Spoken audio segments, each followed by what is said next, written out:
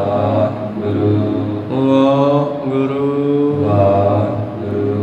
ਗੁਰੂ ਨਾਨਕ ਪਦ ਪੰਕਜ ਬੰਦਨ ਪੰਕਜ ਬੰਦਨਾ ਸਿਮਰੋ ਅੰਗਦ ਦੁਖ ਨਿਕੰਦਨਾ ਗੁਰੂ ਅਮਰਦਾਸ ਹਿਰਦੈ ਨਿਤ ਧਿਆਉ ਹਿਰਦੈ ਨਿਤ ਧਿਆਉ। ਸ਼੍ਰੀ ਗੁਰੂ ਰਾਮਦਾਸ ਗੁਣ ਗਾਓ ਗੁਰੂ ਅਰਜਨ ਬਿਗਨਨ ਕੇ ਨਾਸ਼ਕ ਬਿਗਨਨ ਕੀ ਨਾਸਕ। ਸ਼੍ਰੀ ਹਰਗੋਬਿੰਦ ਸੁਮਤ ਪ੍ਰਕਾਸ਼ਕ। ਸ਼੍ਰੀ ਹਰਿ ਰਾਏ ਨਮੋ ਕਰ ਜੋਰੀ ਨਮੋ ਕਰ ਜੋਰੀ। ਸ਼੍ਰੀ ਹਰਿ ਕ੍ਰਿਸ਼ਨ ਮਨਾਉ ਬਹੋਰੀ। ਗੁਰੂ ਤੇਗ ਬਹਾਦਰ ਪਰਮ ਕਿਰਪਾਲ ਪਰਮ ਕਿਰਪਾਲਾ। ਸ਼੍ਰੀ ਗੁਰੂ ਗੋਬਿੰਦ ਸਿੰਘ ਵਿਸਾਲਾ। ਤਰੋ ਤਰਾ ਪਰ ਪੁਨ ਪੁਨ ਸੀਸਾ ਪੁਨ ਪੁਨ ਸੀਸਾ। ਬੰਦੋ ਬਾਰ ਬਾਰ ਜਗਦੀਸਾ। ਏਕ ਓੰਕਾਰ ਸਤਿਗੁਰੂ ਇਹ ਪ੍ਰਸਾਦ ਸਚ ਹੋਏ। ਵਾਹਿਗੁਰੂ ਜੀ ਕੀ ਫਤਿਹ ਵਿਗਨ ਹੈ। ਵਿਨਾਸ਼ਨ ਸੋਏ। ਵਾਹਿਗੁਰੂ ਜੀ ਕੀ ਫਤਿਹ ਵਿਗਨ ਹੈ। ਵਿਨਾਸ਼ਨ ਸੋਏ। ਦੋਹਰਾ श्याम सिंह प्रभ के दिग बैसा। हाथ जोर बूझत पा ऐसा। श्री प्रभ चित संसे बहु मेरे। पुत्र कहो आप इस बेरे। ਵਾਹਿਗੁਰੂ ਜੀ ਕਾ ਖਾਲਸਾ ਵਾਹਿਗੁਰੂ ਜੀ ਕੀ ਫਤਿਹ। ਆਓ ਗੁਰੂ ਪਿਆਰੇ ਗੁਰੂ ਸਵਾਰੇ ਸਤਸੰਗੀ ਜਨੋ, ਰੋਜ਼ਾਨਾ ਦੀ ਤਰ੍ਹਾਂ ਪਾਤਸ਼ਾਹ ਜੀ ਕੀ ਅਪਾਰ ਕਿਰਪਾ ਬਖਸ਼ਿਸ਼ ਦਾ ਸਦਕਾ ਪਿਛਲੇ ਪਹਿਰਾਂ ਦੇ ਦੀਵਾਨ ਸਜਾਉਂਦੇ ਹੋਏ ਆਪ ਜੀ ਗੁਰੂ ਚਰਨਾਂ ਵਿਖੇ ਹਾਜ਼ਰੀਆਂ ਲਵਾ ਰਹੇ ਹੋ। ਆਓ ਲੜੀਵਾਰ ਇਤਿਹਾਸ ਦੀ ਕਥਾ ਵਿਚਾਰ ਨਾਲ ਜੁੜਨਾ ਕਰੀਏ ਜੀ।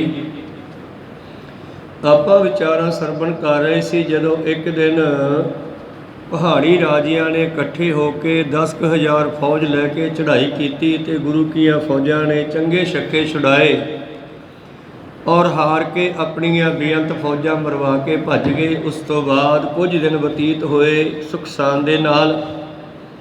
ਇੱਕ ਦਿਨ ਦੀਵਾਨ ਸਜਿਆ ਤੇ ਭਾਈ ਸ਼ਿਆਮ ਸਿੰਘ ਨਾਮ ਦੇ ਸਿੰਘ ਨੇ ਸਤਿਗੁਰਾਂ ਨੂੰ ਕੁਝ ਆਉਣ ਵਾਲੇ ਸਮੇਂ ਬਾਰੇ ਪੁੱਛਿਆ ਕਿ ਮਹਾਰਾਜ ਇਹ ਖਾਲਸਾ ਰਾਜ ਕਿਵੇਂ ਹੋਵੇਗਾ, ਸਾਨੂੰ ਦੱਸਣਾ ਕਰੋ। ਤੇ ਪਾਤਸ਼ਾਹ ਜੀ ਇਸ ਵਿਸ਼ੇ ਤੇ ਕੀ ਦੱਸਦੇ ਆ ਆਪਾਂ ਹੁਣ ਆਰੰਭ ਕਰਕੇ ਸਰਵਣ ਕਰਦੇ ਹਾਂ। ਉਸ ਤੋਂ ਪਹਿਲਾਂ ਆਪਣੀਆਂ ਤੇ ਦਾਸਾਂ ਦੀਆਂ ਗੁਰੂ ਚਰਨਾਂ ਵਿੱਚ ਲਵਾਓ ਹਾਜ਼ਰੀਆਂ। ਗੁਰੂ ਕਾ ਬਖਸ਼ਿਆ ਫਤਿਹ ਦਾ ਨਾਅਰਾ ਕਰੋ ਬੁਲੰਦ ਗੱਜ ਕੇ ਆਖੋ ਜੀ ਵਾਹਿਗੁਰੂ ਜੀ ਕਾ ਖਾਲਸਾ ਵਾਹਿਗੁਰੂ ਜੀ ਕੀ ਫਤਿਹ। ਦੋਹਰਾ श्याम सिंह प्रभ के दिग बैसा। हाथ जोर बूझत पायसा। ਗੁਰੂ ਕਾ ਦੀਵਾਨ ਸਜਿਆ ਹੈ। ਧੰਨ ਧੰਨ ਸ੍ਰੀ ਗੁਰੂ ਗੋਬਿੰਦ ਸਿੰਘ ਮਹਾਰਾਜ ਜੀ ਦੀ ਹਜ਼ੂਰੀ ਵਿੱਚ ਦੋ ਪਹਾੜੀਏ ਰਾਜੇ ਵੀ ਆਏ ਹਨ ਤੇ ਖਾਲਸਾ ਫੌਜਾਂ ਵੀ ਬੈਠੀਆਂ ਔਰ ਵਿੱਚ ਇੱਕ ਸਿੰਘ ਬੈਠਾ ਜਿਸ ਦਾ ਨਾਮ ਹੈ ਸ਼ਿਆਮ ਸਿੰਘ। ਸਤਿਗੁਰਾਂ ਨੂੰ ਪੁੱਛਣ ਲੱਗਿਆ ਜੀ श्री प्रभ चित संसे बहु मेरे। पुत्र कहो आप इस बेरे। ਮਹਾਰਾਜ ਜੀ ਮੇਰੇ ਮਨ ਵਿੱਚ ਇੱਕ ਸੰਸਾ ਸ਼ੰਕਾ ਪੈਦਾ ਹੋ ਗਿਆ, ਉਸ ਦਾ ਨਿਸਤਾਰਾ ਕਰੋ ਜੀ। हिंदू मुसलमान है कने। जय के जग में दुष्ट सो बने। ਮਹਾਰਾਜ ਦੁਨੀਆ ਦੇ ਵਿੱਚ ਹਿੰਦੂ ਤੇ ਮੁਸਲਮਾਨਾਂ ਦੀ ਬਹੁ ਗਿਣਤੀ ਹੈ। ਜਿੱਥੇ ਕਿੱਥੇ ਇਹ ਖਾਲਸਾ ਪੰਥ ਦੇ ਸਿੱਖਾਂ ਦੇ ਦੁਸ਼ਮਣ ਬਣੇ ਹੋਏ ਹਨ। पंथ खालसा होवस थोरा। पैयत कहूँ कहूँ को टोरा। ਔਰ ਇਹ ਤਾਂ ਜਿੱਥੇ ਕਿੱਥੇ ਹਰ ਥਾਂ ਤੇ ਹਨ, ਤੇ ਖਾਲਸਾ ਪੰਥ ਤਾਂ ਬਹੁਤ ਥੋੜਾ ਹੈ। सकल शत्रु को हत कर कैसे, राज पाए कम कहिए तैसे। ਇਹਨਾਂ ਦੁਸ਼ਮਣਾਂ ਨੂੰ ਮਾਰ ਕੇ ਖਾਲਸਾ ਪੰਥ ਕਿਵੇਂ ਰਾਜ ਕਰੇਗਾ, ਦੱਸਣਾ ਕਰੋ ਜੀ। बढ़े तीजो के मिले है तरनी, ठहरी राज कौन कर करनी। ਔਰ ਕਿਵੇਂ ਇਹ ਖਾਲਸੇ ਦਾ ਤੇਜ ਪ੍ਰਤਾਪ ਵਧੇਗਾ ਤੇ ਕਿਵੇਂ ਇਹ ਸਾਰੀ ਧਰਤੀ ਦਾ ਰਾਜ ਪ੍ਰਾਪਤ ਕਰੇਗਾ। बहुतन की कृत अल्प करे के माँ, बने अल्प की बहुतन तेते माँ। ਮਹਾਰਾਜ ਬਾਹਲਿਆਂ ਨੂੰ ਥੋੜੇ ਕਿਵੇਂ ਮਾਰ ਸਕਦੇ ਆ, ਥੋੜਿਆਂ ਨੂੰ ਬਹੁਤੇ ਤਾਂ ਮਾਰ ਸਕਦੇ ਹਨ। हिंदू तुर्कन बड़ो समाजो, सब रिस पर के में ठहरे राजो। ਹਿੰਦੂ ਵੀ ਦੁਸ਼ਮਣ ਹਨ, ਖਾਲਸੇ ਦੇ ਦੁਸ਼ਮਣ ਤੇ ਤੁਰਕ ਵੀ ਦੁਸ਼ਮਣ ਹਨ। ਜਦੋਂ ਵੀ ਕੋਈ ਸੱਚ ਦੇ ਮਾਰਗ ਤੇ ਚੱਲਿਆ ਤੇ ਜਿਹੜੀਆਂ ਐਂਟੀ ਪਾਰਟੀਆਂ 'ਚ ਉਹ ਕੋਈ ਵੀ ਹੋਣ ਝੂਠ ਬੋਲਣ ਵਾਲੀਆਂ, ਉਹ ਦੋਨੇ ਇਕੱਠੀਆਂ ਹੋ ਜਾਂਦੀਆਂ। ਇੱਕ ਪਾਰਟੀ ਸੱਚ ਦੇ ਮਾਰਗ ਤੇ ਚੱਲਦੀ ਹੈ, ਦੂਜੀਆਂ ਭਾਵੇਂ ਦੋਨੇ ਇੱਕ ਦੂਜੇ ਦੇ ਐਂਟੀ ਹੋਣਾ ਵੋਟਾਂ ਵਿੱਚ ਵੀ।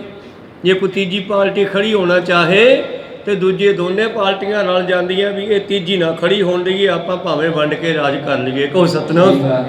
ਇਸੇ ਤਰ੍ਹਾਂ ਹੀ ਖਾਲਸਾ ਪੰਥ ਜਿਹੜਾ ਪਾਤਸ਼ਾਹ ਨੇ ਸਾਜਿਆ, ਸੱਚ ਦੇ ਮਾਰਗ ਤੇ ਚੱਲਣ ਵਾਲਾ, ਤੇ ਇਹਦੇ ਖਿਲਾਫ ਹਿੰਦੂ ਵੀ ਹੋ ਜਾਂਦੇ ਆ, ਮੁਸਲਮਾਨ ਵੀ ਹੋ ਜਾਂਦੇ ਆ। ਜਿਵੇਂ ਕਈ ਵਾਰੀ ਭਾਈ ਤਾਰੂ ਸਿੰਘ ਹੋਰਾਂ ਦੀ ਸ਼ਿਕਾਇਤ ਕਰਨੀ, ਜਿਸ ਤਰ੍ਹਾਂ ਗੁਰੂ ਪਿਆਰਿਓ ਸਾਹਿਬਜ਼ਾਦਿਆਂ ਦੀ ਛੋਟਿਆਂ ਦੀ ਸ਼ਹੀਦੀ ਹੋਈ, ਉਹਦੇ ਵਿੱਚ ਸੁੱਚਾਨੰਦ ਵਰਗੇ ਜਿਨ੍ਹਾਂ ਨੇ ਆਪਣੇ ਸੁੱਚਾਨੰਦ ਨਾਮ ਨੂੰ ਵੀ ਲਾਜ ਲਾਈ ਹੈ, ਉਹਨਾਂ ਨੇ ਮੁਸਲਮਾਨਾਂ ਨੂੰ ਕਿਹਾ ਨਾ ਕਿ ਇਹ ਤਾਂ ਜਪਦੀਆਂ ਸੂਲਾਂ ਦੇ ਮੂੰਹ ਤਿੱਖੇ ਵਾਲੀ ਗੱਲ ਹੈ, ਇਹਨਾਂ ਨੂੰ ਮਾਰ ਦੇਣਾ ਚਾਹੀਦਾ, ਇਹਨਾਂ ਦਾ ਪਿਤਾ ਹੀ ਆਪਾਂ ਤੋਂ ਕਾਬੂ ਨਹੀਂ ਆ ਰਿਹਾ। ਜੇ ਦੋ ਕਾਮਯਾਬ ਹੋ ਗਏ ਫਿਰ ਕੀ ਬਣੂਗਾ। ਉੱਥੇ ਦੋਨੇ ਇਕੱਠੇ ਆ, ਮੁਸਲਮਾਨਾਂ ਦੀ ਸਭਾ ਲੱਗੀ ਹੈ ਵਜੀਦੇ ਦੀ, ਵਜ਼ੀਰ ਵਿੱਚ ਸੁੱਚਾਨੰਦ ਵਰਗੇ ਵੀ ਬੈਠੇ ਹਨ। ਕਹੋ ਸਤਿਨਾਮ। ਤੋ ਸ਼ਿਆਮ ਸਿੰਘ ਪੁੱਛਦਾ, ਮਹਾਰਾਜ ਇਹ ਦੋਨਾਂ ਦੁਸ਼ਮਣਾਂ ਦਾ ਖਾਲਸਾ ਕਿਵੇਂ ਟਾਕਰਾ ਕਰੇਗਾ। बहुतन की कृत अल्प करे के माँ, बने अल्प की बहुतन तेते माँ। ਬਹੁਤਿਆਂ ਦੀ ਕਾਰ ਥੋੜੇ ਕਿਵੇਂ ਕਰਨਗੇ, ਥੋੜਿਆਂ ਨੂੰ ਤਾਂ ਬਹੁਤੇ ਮਾਰ ਸਕਦੇ ਹਨ। हिंदू तुर्कन बड़ो समाजो, सब रिस पर के में ठहरे राजो। ਹਿੰਦੂ ਤੁਰਕ ਇਹਨਾਂ ਦੀ ਬਹੁਤੀ ਗਿਣਤੀ ਹੈ ਤੇ ਖਾਲਸਾ ਰਾਜ ਇਹਨਾਂ ਤੇ ਕਿਵੇਂ ਖੜੇਗਾ। कहिए पंथ सुने प्रभ तेरा, आन दाब जाने इस बेरा। ਮਹਾਰਾਜ ਜੀ ਕਿਰਪਾ ਕਰਕੇ ਸਾਨੂੰ ਆਉਣ ਵਾਲੇ ਸਮੇਂ ਬਾਰੇ ਕੁਝ ਦੱਸਣਾ ਕਰੋ। ਇਹ ਤੁਹਾਡਾ ਪੰਥ ਕਿਸ ਤਰ੍ਹਾਂ ਚੜ੍ਹਦੀ ਕਲਾ ਵਿੱਚ ਜਾ ਸਕਦਾ ਹੈ। ਵਰਤੇ ਵਰਤਾਰਾ ਜਗ ਜਥਾ, ਸ਼੍ਰੀ ਮੁਖ ਸੁੰਦਰ ਤੇ ਕਹਿ ਤਥਾ। ਆਉਣ ਵਾਲੇ ਭਵਿੱਖ ਦੇ ਵਿੱਚ ਜੋ ਵਰਤਾਰਾ ਵਰਤਣਾ, ਸਾਨੂੰ ਉਹਦੇ ਬਾਰੇ ਜ਼ਰੂਰ ਦੱਸੋ ਜੀ। ਦੋਹਰਾ ਵਰਤਾਰਾ ਵਰਤੀ ਜਗਤ ਸੁਨੋ, ਸਿੱਖ ਚਿਤ ਲਾਏ। ਧੰਨ ਧੰਨ ਸ਼੍ਰੀ ਗੁਰੂ ਗੋਬਿੰਦ ਸਿੰਘ ਜੀ ਮਹਾਰਾਜ ਕਹਿਣ ਲੱਗੇ, ਸਿੱਖੋ ਸੁਣੋ ਧਿਆਨ ਦੇ ਨਾਲ, ਏਦਾਂ ਹੋਵੇਗੀ, ਏਦਾਂ ਵਰਤੇਗੀ। ਸਤਿਗੁਰ ਜੈਸੀ ਭਾਵਸੀ, ਤੈਸੀ ਚਲਤੀ ਬਾਏ। ਇਹ ਤਾਂ ਸਤਿਗੁਰ ਦੀ ਜਿਵੇਂ ਮਰਜ਼ੀ ਹੁੰਦੀ ਹੈ, ਉਹੇ ਜੀ ਹਵਾ ਚੱਲ ਪੈਂਦੀ ਹੈ। ਫਿਕਰ ਨਾ ਕਰੋ, ਬਹੁਤਿਆਂ ਥੋੜਿਆਂ ਦਾ ਖਿਆਲ ਨਾ ਕਰੋ। ਜਦੋਂ ਵੀ ਖਾਲਸੇ ਨੇ ਜੰਗ ਕੀਤੇ ਆ, ਜਿਵੇਂ 10ਵੇਂ ਪਾਤਸ਼ਾਹ ਸਮੇਂ 17 ਜੰਗ ਹੋਏ ਹੈ, 14 ਵੱਡੇ 3 ਛੋਟੇ, ਔਰ ਉਹਨਾਂ ਸਾਰੇ ਜੰਗਾਂ ਦੇ ਵਿੱਚ ਹੀ ਜੇ ਦੁਸ਼ਮਣ ਦੀ ਗਿਣਤੀ ਦੇਖੀਏ ਨਾ ਤੇ 50-60 ਗੁਣਾ ਵੱਧ ਹੁੰਦੀ ਸੀ। ਕੋ ਸਤਨਾਮ। ਪਿਛਲਾ ਜੰਗ ਹੀ ਦੇਖ ਲਓ, ਇੱਕ ਪਾਸੇ 10,000 ਫੌਜ ਸੀ ਤੇ ਗੁਰੂ ਸਾਹਿਬ ਦੇ ਨਾਲ 800 ਸਿੰਘ ਸੀ, ਪਰ ਫਿਰ ਵੀ ਛੱਕੇ ਛਡਾ ਦਿੱਤੇ। ਸਤਿਗੁਰ ਨੇ ਐਸੀਆਂ ਬਖਸ਼ਾਂ ਕੀਤੀਆਂ, ਇਹ ਤਾਂ 1.25 ਲੱਖ ਨੂੰ ਕੱਲਾ ਹੀ ਵਾਧੂ ਹੈ। 1.25 ਲੱਖ ਸੇ ਏਕ ਲੜਾਊ, ਤਵੇ ਗੋਬਿੰਦ ਸਿੰਘ ਨਾਮ ਕਹਾਊ। ਚਮਕੌਰ ਦਾ ਜੰਗ ਹੋਇਆ ਤੇ 40 ਸਿੰਘ ਹੈ ਤੇ ਬਾਹਰ 10 ਲੱਖ ਫੌਜ ਨੇ ਘੇਰਾ ਪਾਇਆ ਹੋਇਆ। ਹੁਣ ਗਿਣਤੀ ਕਰ ਲਓ, 1.25 ਲੱਖ ਇੱਕ ਨੂੰ ਆਉਂਦਾ। ਕੋ ਸਤਨਾਮ। ਖੈਰ ਮਨੋਬਿਰਤੀਆਂ ਉੱਥੇ ਰੱਖੀਏ। ਸਤਿਗੁਰੂ ਪਾਤਸ਼ਾਹ ਮਹਾਰਾਜ ਜੀ ਕਹਿ ਰਹੇ ਹਨ, ਸਿੱਖੋ ਇਹ ਤਾਂ ਗੁਰੂ ਦੀ ਮਰਜ਼ੀ ਹੈ, ਜਿਵੇਂ ਗੁਰੂ ਦੀ ਇੱਛਾ ਹੋਵੇ ਉਹੇ ਜੀ ਹਵਾ ਚਲਾ ਦਿੰਦਾ ਹੈ। ਖਾਏਗੋ ਖਰਚ ਲੇਗੋ ਦਾਲ। ਇਸ ਤਰ੍ਹਾਂ ਖਾਲਸਾ ਪੰਥ ਹੈ ਜਿਹੜਾ, ਇਹ ਖਾਏਗਾ, ਖਰਚੇਗਾ, ਲਾਲ ਭਾਵ ਮਾਇਆ ਵੀ ਬਹੁਤ ਹੋਵੇਗੀ। सर के गो जुद माहे करे गो निहाल। ਔਰ ਜੰਗ ਦੇ ਮੈਦਾਨ ਵਿੱਚ ਜਦੋਂ ਇਹ ਚੱਲੂਗਾ ਤੇ ਨਿਹਾਲ ਹੋ ਜਾਵੇਗਾ, ਗੁਰੂ ਕਿਰਪਾ ਕਰੇਗਾ। खारी नग लक्ष्मी सिमटी सगरी अनिसार। ਖਾਰੀ ਖਾਰੇ ਸਮੁੰਦਰ ਤੱਕ, ਭਾਵ ਜਿੱਥੇ ਉਦੋਂ ਪਰੇ ਧਰਤੀ ਹੈ ਨਹੀਂ ਗੀ, ਸਮੁੰਦਰ ਖਾਰੇ ਸਮੁੰਦਰ ਤੋਂ ਪਰੇ ਧਰਤੀ ਹੈ ਨਹੀਂ।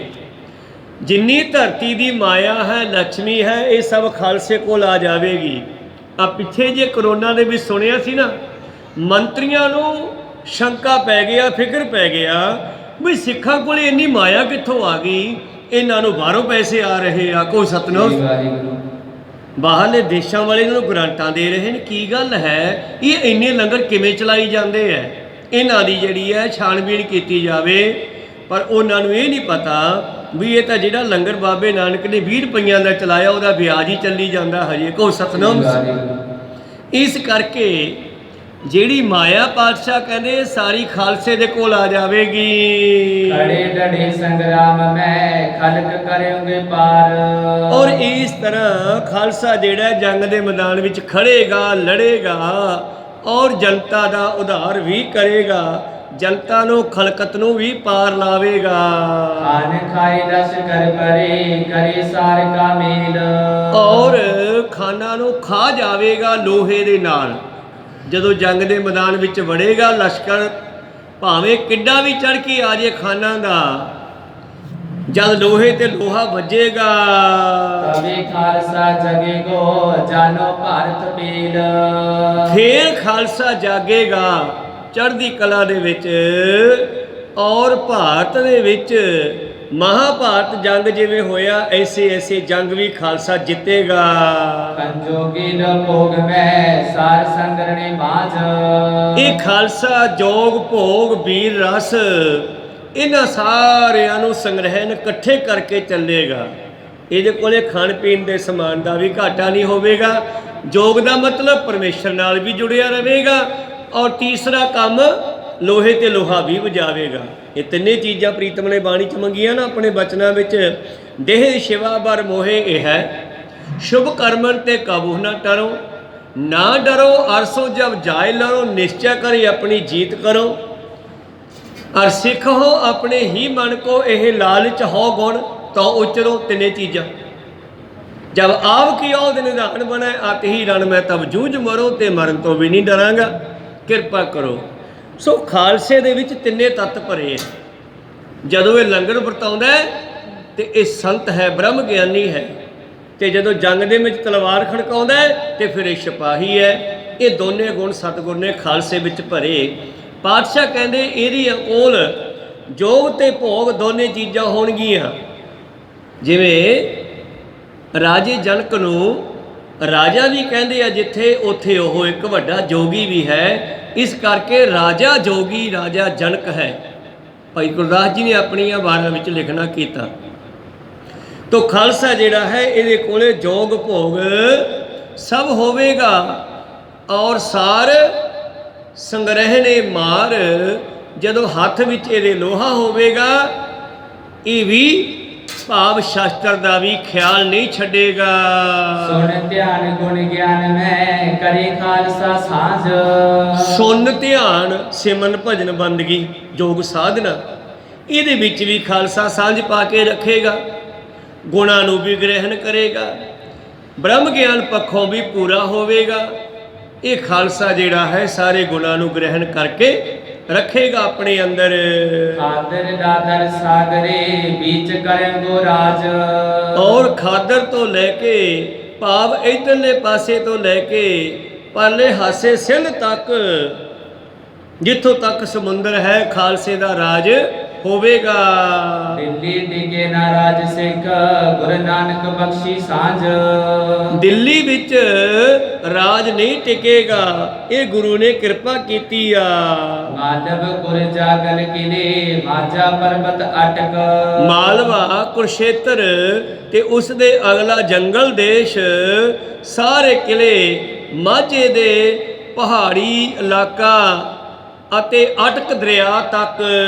कश्मीरी हंसपुर मलकपुरे में सटक। ਪਹਾੜੀ ਇਲਾਕਾ ਕਸ਼ਮੀਰ ਵੱਲ ਹਾਂਸੀ ਤੋਂ ਲੈ ਕੇ ਮਲਕਪੁਰੇ ਤੱਕ। किशोर जलाला काबली देवेंगे जो केस। ਪਿਸ਼ੌਰ ਜਲਾਲਾਬਾਦ, ਇੱਕ ਜਲਾਲਾਬਾਦ ਆਪਣੇ ਹੈ, ਇੱਕ ਪਾਕਿਸਤਾਨ ਵਿੱਚ ਹੈ, ਕਾਬਲੀ ਕਾਬਲ ਤੱਕ। ਔਰ ਇਹਨਾਂ ਸਾਰਿਆਂ ਨੂੰ ਆਪਣੇ ਹੱਥ ਵਿੱਚ ਖਾਲਸਾ ਲੈ ਲਵੇਗਾ, ਲੈ ਲਓਗੇ ਜੋ ਕੇਸ ਭਾਵ ਕੇਸਾ ਧਾਰੀ ਖਾਲਸਾ ਇਹਨਾਂ ਚੀਜ਼ਾਂ ਨੂੰ, ਇਹਨਾਂ ਦੇਸ਼ਾਂ ਨੂੰ ਆਪਣੇ ਰਾਜ ਵਿੱਚ ਜੋੜੇਗਾ। तभी खालसा सिंध दुर दिल्ली को सुरपेश। ਤਾਂ ਜਦੋਂ ਇਤਨਾ ਖਾਲਸਾ ਹੋ ਜਾਵੇਗਾ ਫਿਰ ਸਿੰਧ ਤੱਕ ਪਾਤਸ਼ਾਹੀ ਨਾਲ ਰਾਜ ਕਰੇਗਾ। रूप रंग सब छिपेंगे दीप सिंह नव रंग। ਇਸ ਤਰ੍ਹਾਂ ਤੁਰਕਾਂ ਪਠਾਨਾਂ ਦੇ ਜਿਹੜੇ ਰਾਜ ਸਾਜ ਹਨ ਇਹ ਸਭ ਖਤਮ ਹੋ ਜਾਣਗੇ, ਛਿਪ ਜਾਣਗੇ ਔਰ ਨਵੇਂ ਰੂਪ ਦੇ ਵਿੱਚ ਕਹਿਣ ਲੱਗੇ ਸਿੰਘਾਂ ਦਾ ਤੇਜ ਪ੍ਰਤਾਪ ਜਿਹੜਾ ਹੈ ਫੈਲੇਗਾ। ਨਵਰੰਗ ਦਾ ਮਤਲਬ ਨਵੇਂ ਰੰਗ ਦੇ ਵਿੱਚ। ज्योति ज्योत समाय कर लोहे छोप जंग। ਇਸ ਤਰ੍ਹਾਂ ਜਦੋਂ ਖਾਲਸਾ ਜੋਤੀ ਜੋਤ ਸਮਾ ਜਾਵੇਗਾ ਉਸ ਤੋਂ ਬਾਅਦ ਇਹ ਖਾਲਸਾ ਲੋਹੇ ਨੂੰ, ਸ਼ਸਤਰ ਨੂੰ ਆਪਣਾ ਗੁਰੂ ਵੀ ਮੰਨੇਗਾ। ਜਿੱਥੇ ਗੁਰਬਾਣੀ ਨੂੰ ਗੁਰੂ ਮੰਨੇਗਾ ਉੱਥੇ ਸ਼ਸਤਰਾਂ ਨੂੰ ਵੀ ਆਪਣੇ ਨਾਲ ਰੱਖੇਗਾ। ओ दिन खाए सही लपुर अर कश्मीर। ਕੁਝ ਦਿਨ ਖਾਲਸਾ ਜਿਹੜਾ ਲਾਹੌਰ ਤੇ ਕਸ਼ਮੀਰ ਤੱਕ ਦਾ ਮਾਮਲਾ ਵੀ ਗਰਾਹੇਗਾ। सादे का सो खालसा होए मम दस्तंगीर। ਇਸ ਤਰ੍ਹਾਂ ਖਾਲਸਾ ਇਹਨਾਂ ਸਾਰੇ ਦੇਸ਼ਾਂ ਨੂੰ ਸਾਧ ਕੇ ਭਾਵ ਜਿੱਤ ਕਰਕੇ ਤੇ ਮੇਰਾ ਦਸਤਗੀਰ ਭਾਵ ਮੇਰਾ ਸਿੱਖ ਜਿਹੜਾ ਹੈ ਆਪਣੇ ਹੱਥ ਵਿੱਚ ਇਹ ਰਾਜਗੀਰੀ ਲਵੇਗਾ। ਦੋ ਤਲਵਾਰਾਂ ਬੱਧੀਆਂ, ਇੱਕ ਮੀਰੀ ਦੀ, ਇੱਕ ਪੀਰੀ ਦੀ, ਇੱਕ ਅਜਮਾ ਦੀ, ਇੱਕ ਰਾਜ ਦੀ, ਇੱਕ ਰਾਖੀ ਕਰੇ ਵਜ਼ੀਰੀ ਦੀ। ਇਹ ਛੇਵੇਂ ਪਾਤਸ਼ਾਹ ਜੀ ਨੇ ਵੀ ਬਚਨ ਕਰਤੇ ਸੀਗੇ ਜਿੱਥੇ ਮੇਰੇ ਸਿੱਖਾਂ ਦੇ ਕੋਲ ਭਗਤੀ ਹੋਊਗੀ ਉੱਥੇ ਸ਼ਕਤੀ ਵੀ ਹੋਵੇਗੀ। ਇਸੇ ਕਰਕੇ ਦੋ ਤਲਵਾਰਾਂ ਉਹਨਾਂ ਨੇ ਪਹਿਨ ਕੇ ਤੇ ਉਹ ਬਖਸ਼ਾਂ ਆਪਣੇ ਸਿੱਖਾਂ ਦੇ ਵਿੱਚ ਕੀਤੀਆਂ ਜਿਨ੍ਹਾਂ ਨੂੰ ਅੱਗੇ ਜਾ ਕੇ 10ਵੇਂ ਪਾਤਸ਼ਾਹ ਨੇ ਆਖਰੀ ਸ਼ੋਹਾਂ ਦੇ ਕੇ ਪੂਰੇ ਬਚਨ ਕੀਤੇ ਹਨ। अहे गुरु का खालसा गुरु खालसा होए। ਇਸ ਕਰਕੇ ਇਹ ਖਾਲਸਾ ਹੀ ਗੁਰੂ ਹੋਵੇਗਾ। ਜਿਵੇਂ ਪਾਵਰ ਪਾਤਸ਼ਾਹ ਨੇ ਪੰਜਾਂ ਪਿਆਰਿਆਂ ਵਿੱਚ ਵਰਤਾ ਦਿੱਤੀ ਆ ਤੇ ਪੰਜ ਪਿਆਰੇ ਗੁਰੂ ਰੂਪ ਹੋ ਕੇ ਹੀ ਸਾਨੂੰ ਅਮਰ ਦੀ ਦਾਤ ਬਖਸ਼ਦੇ ਹੈ। ਖਾਲਸਾ ਗੁਰੂ, ਗੁਰੂ ਹੈ ਖਾਲਸਾ। ਇਹ ਖਾਲਸਾ ਹੀ ਆਉਣ ਵਾਲੇ ਸਮੇਂ ਵਿੱਚ ਗੁਰੂ ਦੀ ਜਿਹੜੀ ਹੈ ਪਦਵੀ ਉਹ ਵੀ ਨਿਭਾਵੇਗਾ। एव सुन के सब सिंह तब नमो करे सब कोए। ਔਰ ਸਤਿਗੁਰਾਂ ਦੇ ਮੁਖ ਤੋਂ ਨਿਕਲਿਆ ਇੱਕ ਇੱਕ ਬਚਨ ਪੂਰਾ ਹੁੰਦਾ ਹੈ। ਤੇ ਜਦੋਂ ਪਾਤਸ਼ਾਹ ਇਦਾਂ ਦੇ ਬਚਨ ਕਰਦੇ ਆ ਤੇ ਸਿੱਖਾਂ ਨੂੰ, ਖਾਲਸਾ ਪੰਥ ਨੂੰ ਬੜੀਆਂ ਖੁਸ਼ੀਆਂ ਹੁੰਦੀਆਂ ਕਿ ਜੋ ਗੁਰੂ ਨੇ ਕਹਿ ਦਿੱਤਾ ਹੁਣੇ ਆਲਾ ਨਹੀਂ ਜਾਵੇਗਾ, ਇਦਾਂ ਹੀ ਹੋਵੇਗਾ। गुरु पूजे पुने आपको दर्शन होए के नाहा। ਔਰ ਫਿਰ ਸਿੰਘਾਂ ਨੇ ਪੁੱਛਿਆ ਮਹਾਰਾਜ ਤੁਹਾਡੇ ਦਰਸ਼ਨ ਵੀ ਵਿੱਚ ਹੋਣਗੇ ਰਾਜ ਭਾਗ ਵੇਲੇ। बोते हो बन खालसा वरतोंगे सब माहे। ਪਾਤਸ਼ਾਹ ਕਹਿੰਦੇ ਮੈਂ ਫਿਰ ਇਸ ਰੂਪ 'ਚ ਨਹੀਂ ਆਊਂਗਾ, ਮੈਂ ਤਾਂ ਖਾਲਸਿਆਂ ਦੇ ਵਿੱਚ ਹੀ ਲੋਪ ਹੋ ਜਾਵਾਂਗਾ, ਖਾਲਸੇ ਦੇ ਵਿੱਚ ਹੀ ਵਰਤਾਂਗਾ ਮੈਂ। ਜੇ ਤੁਸੀਂ ਮੈਨੂੰ ਲੱਗ ਭਾਲੋ ਵੀ ਇਹ ਗੁਰੂ ਗੋਬਿੰਦ ਸਿੰਘ ਕਿਤੇ ਆਵੇ, ਕਹਿੰਦੇ ਮੈਂ ਖਾਲਸੇ ਵਿੱਚ ਹੀ ਵਰਤਾਂਗਾ। ਜਿਵੇਂ ਸਮੇਂ ਜਮੇ ਤੇ ਕਦੇ ਸੰਤ ਜਰਨੈਲ ਸਿੰਘ ਜੀ ਹੋ ਕੇ ਵਰਤ ਗਏ, ਕੋ ਸਤਨਾਮ। ਜਿਵੇਂ ਜਿਵੇਂ ਸਮੇਂ ਤੇ ਕੋਈ ਐਸਾ ਸਮਾਂ ਆਉਂਦਾ ਹੈ ਉਦੋਂ ਗਾਈਡ ਕਰਨ ਵਾਸਤੇ ਕਿਸੇ ਨਾ ਕਿਸੇ ਸਿੰਘ ਦਾ ਰੂਪ ਧਾਰ ਕੇ ਗੁਰੂ ਸਾਹਿਬ ਆਉਂਦੇ ਰਹਿੰਦੇ ਹੈ। ਪਰ ਜੇ ਤੁਸੀਂ ਪੁਰਾਣਾ ਰੂਪ ਭਾਲੋਗੇ ਉਹ ਕਲਗੀ ਵਾਲਾ ਉਹ ਨਹੀਂ ਲੱਭਣਾ ਹੁਣ, ਕਿਉਂਕਿ ਉਹ ਪਦਵੀ ਉਹਨਾਂ ਨੇ ਗੁਰੂ ਗ੍ਰੰਥ ਸਾਹਿਬ ਨੂੰ ਦੇ ਦਿੱਤੀ ਹੈ। ਕੋਈ ਸਤਨਾਮ ਸ਼ਰੀਕ ਨਹੀਂ ਬਣਨਾਗਾ। ਇਸੇ ਕਰਕੇ ਤਾਂ ਜਦੋਂ ਇੱਕ ਗੁਰੂ ਨੇ ਗੱਦੀ ਅੱਗੇ ਦੇ ਦਿੱਤੀ ਤੇ ਗੱਦੀ ਦੇਣ ਵਾਲਾ ਗੁਰੂ ਜੋਤੀ ਜੋਤ ਸਮਾ ਗਿਆ। ਕੋਈ ਸਤਨਾਮ ਬਰਾਬਰ ਨਹੀਂ ਰਿਹਾ। ਜੇ ਪੰਜਵੇਂ ਪਾਤਸ਼ਾਹ ਨੇ ਗ੍ਰੰਥ ਸਾਹਿਬ ਜੀ ਨੂੰ ਹਰਮੰਦਰ ਸਾਹਿਬ ਪ੍ਰਕਾਸ਼ ਕਰ ਦਿੱਤਾ ਤੇ ਸ਼ਾਮਾਂ ਨੂੰ ਆਪ ਜੀ ਨੇ ਪਲੰਘੇ ਤੇ ਸੌਣਾ ਨਹੀਂ ਕੀਤਾ। ਇਹਨਾਂ ਦਾ ਬਿਰਾਜਮਾਨ ਕੋਠੜੀ ਸਾਹਿਬ ਅਕਾਲ ਤਖਤ ਦੇ ਅੰਦਰ ਜੋ ਸੱਚਖੰਡ ਹੈ ਉੱਥੇ ਕੀਤਾ, ਆਪ ਥੱਲੇ ਪੈਣ ਲੱਗੇ। ਕੋਈ ਸਤਨਾਮ। ਉਸ ਤੋਂ ਬਾਅਦ ਸੰਪੂਰਨਤਾ ਮਨਾਈ ਗਈ, ਸੰਪੂਰਨਤਾ ਹੋਈ ਗੁਰੂ ਗ੍ਰੰਥ ਸਾਹਿਬ ਦੀ। 9ਵੇਂ ਪਾਤਸ਼ਾਹ ਦੀ ਬਾਣੀ ਪਾਈ ਗਈ ਔਰ 10ਵੇਂ ਪਾਤਸ਼ਾਹ ਦੇ ਸਮੇਂ ਤੱਕ ਵੀ ਗ੍ਰੰਥ ਸਾਹਿਬ ਜੀ ਦਾ ਉਸ ਤਰ੍ਹਾਂ ਸਤਿਕਾਰ ਹੁੰਦਾ ਰਿਹਾ। ਤੇ ਨਾਲ ਆਪਣੇ ਹਜੂਰ ਸਾਹਿਬ ਨਾਲ ਲੈ ਗਏ ਗ੍ਰੰਥ ਸਾਹਿਬ ਮਹਾਰਾਜ ਜੀ ਨੂੰ। ਤੇ ਜਿਸ ਦਿਨ ਉਹਦੇ ਬੰਦਾ ਸਿੰਘ ਬਹਾਦਰ ਨਾਲ ਮੇਲਾਪ ਹੋਇਆ, ਸਾਰੀਆਂ ਗੱਲਾਂ ਬਾਤਾਂ ਹੋਣ ਤੋਂ ਬੰਦਾ ਸਿੰਘ ਪਾਤਸ਼ਾਹ ਜੀ ਦੇ ਨਾਲ ਰਹਿਣ ਲੱਗਿਆ। ਤੇ ਬੰਦਾ ਸਿੰਘ ਬਹਾਦਰ ਨੂੰ ਜਰਨੈਲ ਬਣਾ ਕਰਕੇ ਜਦ ਪਾਤਸ਼ਾਹ ਨੇ ਇਸ ਨੂੰ ਤਲਵਾਰ ਫੜਾਈ ਤੇ ਸਿੰਘਾਂ ਨੇ ਤਲਵਾਰ ਫੜ ਲਈ। ਕਹਿੰਦੇ ਮਹਾਰਾਜ ਇਹ ਤਲਵਾਰ ਤਾਂ ਸਾਨੂੰ ਦਿੱਤੀ ਹੋਈ ਆ, ਕੀ ਹੁਣ ਇਹ ਸਾਧੂ ਇਹ ਬੰਦਾ ਸਿੰਘ ਬਹਾਦਰ ਸਾਡਾ ਗੁਰੂ ਹੋਵੇਗਾ? ਪਾਤਸ਼ਾਹ ਕਹਿੰਦੇ ਨਹੀਂ, ਇਹ ਗੁਰੂ ਨਹੀਂ, ਇਹ ਜਰਨੈਲ ਹੋਵੇਗਾ। ਕੋ ਸਤਨਾਮ, ਇਹ ਰਾਜ ਪੁੱਤਰ ਹੈ, ਕਿਉਂਕਿ ਪਿੱਛੋਂ ਬੰਦਾ ਸਿੰਘ ਬਹਾਦਰ ਰਾਜੇ ਦਾ ਪੁੱਤਰ ਸੀ। ਅਸਲ ਵਿੱਚ ਉਹਦੇ ਅੰਦਰ ਜਿਹੜੀ ਹੈ ਰਾਜਿਆਂ ਵਾਲੀ ਰਕਤ ਦੇ ਵਿੱਚ, ਖੂਨ ਦੇ ਵਿੱਚ ਚੀਜ਼ ਸੀ। ਭਾਵੇਂ ਕੋ ਸਾਧ ਬਣ ਗਿਆ ਸੀਗਾ, ਸਮੇਂ ਦੇ ਕਾਰਨ ਇਹਦੇ ਮਾਤਾ ਪਿਤਾ ਗੁਜ਼ਰ ਗਏ ਸੀਗੇ। ਇਹਦੇ ਜਿਹੜੇ ਚਾਚੇ ਤਾਏ ਸਨ ਉਹ ਇਸ ਨੂੰ ਇੱਕ ਮਜ਼ਦੂਰ ਬੱਚਿਆਂ ਦੀ ਤਰ੍ਹਾਂ ਰੱਖਦੇ, ਕੰਮ ਕਰਾਉਂਦੇ ਸਨ। ਤੇ ਉੱਥੋਂ ਇੱਕ ਸਾਧੂਆਂ ਦਾ ਟੋਲਾ ਲੰਘਿਆ ਤੇ ਇਹ ਜੰਗਲਾਂ ਵਿੱਚ ਬੈਠਾ ਰੋ ਰਿਹਾ ਸੀ। ਉੱਥੋਂ ਸਾਧੂ ਨਾਲ ਲੈ ਗਏ। ਉਹਨਾਂ ਸਾਧੂਆਂ ਨੇ ਇਸ ਨੂੰ ਸਿੱਖਿਆ ਦੇਣੀ ਸ਼ੁਰੂ ਕੀਤੀ। ਫਿਰ ਅੱਗੇ ਜਾ ਕੇ ਗਾਹਾਂ ਦੀ ਗਾਹਾਂ ਇਹਨੂੰ ਮਿਲਾਪ ਹੁੰਦੇ ਗਏ। ਫਿਰ ਗੁਰੂ ਪਿਆਰੋ ਇਹ ਬੰਦਾ ਸਿੰਘ ਬਹਾਦਰ ਕਈ ਸਾਧੂਆਂ ਦੇ ਮੇਲ ਚੋਂ ਨਿਕਲਦਾ ਹੋਇਆ ਰਿੱਧੀਆਂ ਸਿੱਧੀਆਂ ਪ੍ਰਾਪਤ ਕਰਕੇ ਇੱਕ ਚੰਗਾ ਜੋਗੀ ਬਣ ਗਿਆ, ਸਾਧ ਬਣ ਗਿਆ। ਪਰ ਉਹਨਾਂ ਰਿੱਧੀਆਂ ਸਿੱਧੀਆਂ ਨੂੰ ਇਹ ਦੁਰਵਰਤੋਂ ਕਰਨ ਲੱਗਿਆ ਤੇ 10ਵੇਂ ਪਾਤਸ਼ਾਹ ਜੀ ਨੇ ਪਛਾਣ ਲਿਆ।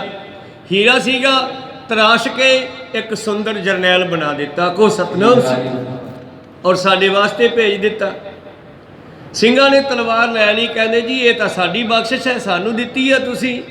ਫਿਰ ਪਾਤਸ਼ਾਹ ਨੇ ਬੰਦਾ ਸਿੰਘ ਬਹਾਦਰ ਨੂੰ ਭੱਥੇ ਚੋਂ 5 ਤੀਰ ਕੱਢ ਕੇ ਦਿੱਤੇ। ਕੋ ਸਤਨਾਮ ਸੀ, ਇਹ ਸਾਡੀ ਬਖਸ਼ ਹੈ, ਜਦੋਂ ਤੈਨੂੰ ਲੋੜ ਪਵੇ ਤੇ ਇੱਕ ਤੀਰ ਆਕਾਸ਼ਾਂ ਵੱਲ ਕਰਕੇ ਛੱਡ ਦੇਈਂ।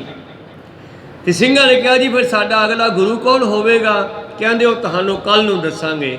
ਬੰਦਾ ਸਿੰਘ ਬਹਾਦਰ ਨੂੰ ਫਿਰ ਜਥਾ ਦੇ ਕਰਕੇ ਨਾਲ ਸਿੰਘਾਂ ਦਾ ਪੰਜਾਬ ਨੂੰ ਤੋਰਿਆ, ਵਜੀਦੇ ਵਰਗਿਆਂ ਦਾ ਖਾਤਮਾ ਕਰਨ ਵਾਸਤੇ।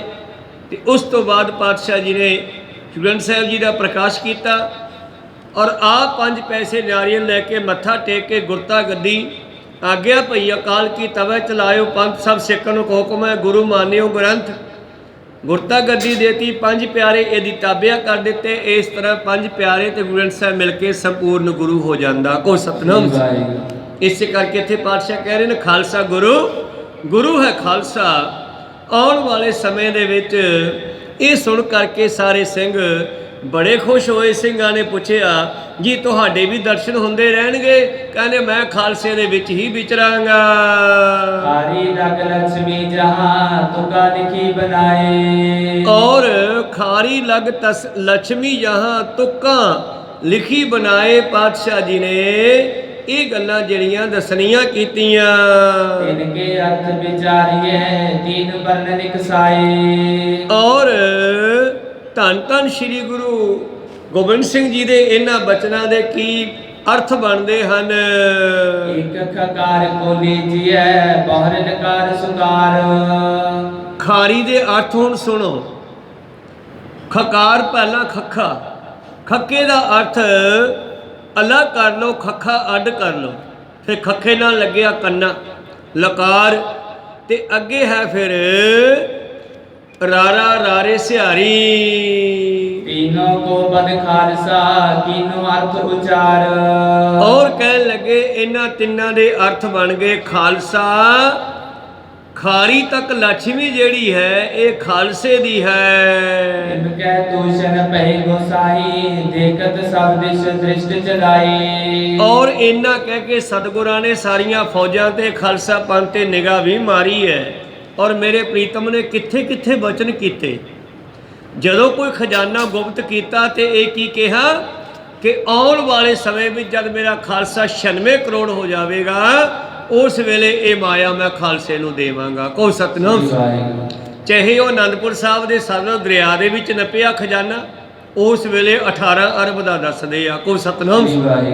ਅੱਜ ਤਾਂ ਪਤਾ ਨਹੀਂ ਉਹਦੀ ਗਿਣਤੀ ਮਿੰਟੀ ਨਿਕਲ ਗਈ ਹੈ ਆਪਣੇ ਦਿਮਾਗ ਚੋਂ। ਉਦੋਂ 18 ਅਰਬ ਦਾ ਖਜ਼ਾਨਾ ਸੀ ਉਹ। ਫਿਰ ਗੁਰੂ ਪਾਤਸ਼ਾਹ ਜੀ ਨੇ ਜਿਸ ਵੇਲੇ ਇੱਥੇ ਗੁਰੂ ਪਿਆਰਿਓ ਤਨਖਾਹਾਂ ਵੰਡੀਆਂ,